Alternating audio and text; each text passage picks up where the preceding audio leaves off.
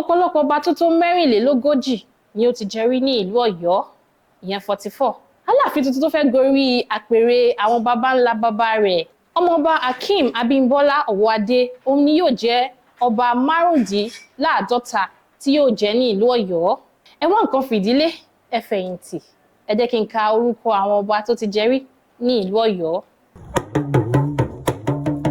Ẹ káàbọ̀ padà sórí Abínibí Studios. Aradúkẹ́ lórúkọ tèmi. Àṣà àti ìṣe ni àwa ń gbé lárugẹ.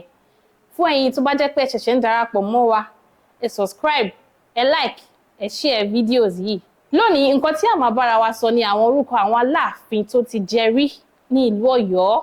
Gẹ́gẹ́ bí a ti mọ̀ pé Ọ̀rànmíyàn ni ó dá ìlú Ọ̀yọ́ sílẹ̀, ìyẹn ọmọ Odùduwà. Òun náà ni ó kọ́kọ́ jẹ aláàfin ní ìlú Ọ̀yọ́. Àjàká ọmọ rẹ̀ ni ó gorí àlééfà lẹ́yìn rẹ̀. Nígbà tí wọ́n rọ Àjàká lóyè ni Ṣàngó gorí àlééfà.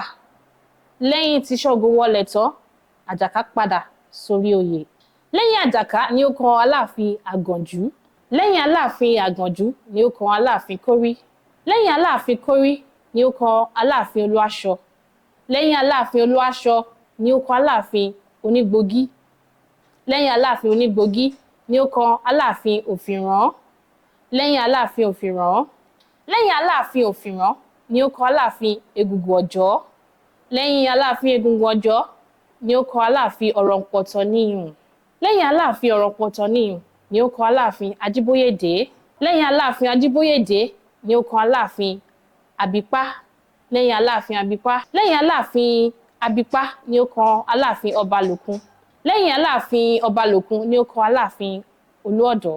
Lẹ́yìn Aláàfin Olúọ̀dọ́ ni ó kan Aláàfin Àjàgbó. Lẹ́yìn Aláàfin Àjàgbó ni ó kan Aláàfin Ọ̀dàràwú. Lẹ́yìn Aláàfin Ọ̀dàràwú ni ó kan Aláàfin Kọ́ran. Lẹ́yìn Aláàfin Kọ́ran ni ó kan Aláàfin Jàyin. Lẹ́yìn Aláàfin Jàyin ni ó kan Aláàfin Àyìbí. Lẹ́yìn Aláàfin Àyìbí ni ó kan Aláàfin Òsìyàgò. Lẹ́yìn Aláàfin Òsìyàgò ni ó kan Aláàfin Ọ̀jìgí. Lẹ́yìn Aláàfin Ọ̀jìgí ni ó kan Aláàfin Gbẹ́rù. Lẹ́yìn Aláàfin Gbẹ́rù ni ó kan Aláàfin Amúniwáyé.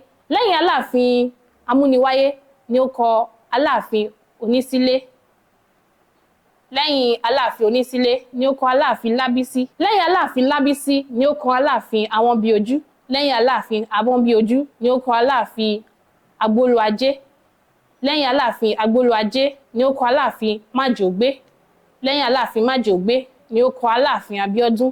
Lẹ́yìn Aláàfin Abíọ́dún ni ó kan Aláàfin Àólẹ̀ Àrọ̀gàngàn. Lẹ́yìn Aláàfin Àólẹ̀ Àrọ̀gàngàn ni ó kan Aláàfin Adébọ̀. Lẹ́yìn Aláàfin Adébọ̀ kan Aláàfin Mákwá. Lẹ́yìn Aláàfin Mákwá ni ó kan Aláàfin Májòtú. Lẹ́yìn Aláàfin Májòtú ni ó kan Aláàfin Àmọ̀dọ̀. Orí Aláàfin Olúewu ni Ọ̀yọ́ ilé ti túká kí ó tó wá kan Aláàfin Àtìbà. Aláàfin Àtìbà àtọba tẹ́lẹ̀ kó wọn dé Ọ̀yọ́ dàgọ́ tí a mọ̀ sí ìlú Ọ̀yọ́ lónìí. Lẹ́yìn Aláàfin Àtìbà ni ó kan Aláàfin Olújídé Adélú Agùnlóyè.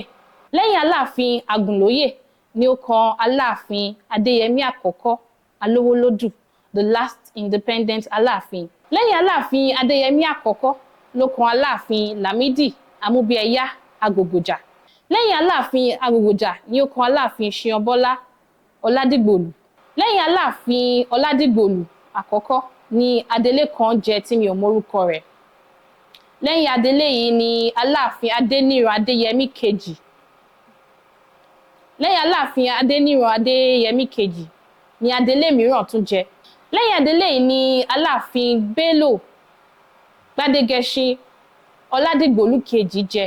Lẹ́yìn Aláàfin Ọládìgbòlù kejì ni ó kan Aláàfin tí ó gbéṣẹ̀, ìyẹn Aláàfin Lamidi Adeyemi kẹta, the longest reigning Alaafin from 1970 to 2022. Lẹ́yìn Aláàfin Adéyẹmí kẹta ni ó wá kan Aláàfin tuntun, ìyẹn Alaafin Abimbola Akeem Owoade. Mo lérò pé mo gbìyànjú láti dárúkọ gbogbo àwọn ọba tó ti jẹ rí ní ìlú Ọ̀yọ́. Tó bá ní kankan nínú àwọn orúkọ tí mi ò pè dáadáa, ẹ bá mi tẹ̀ sínú comment section.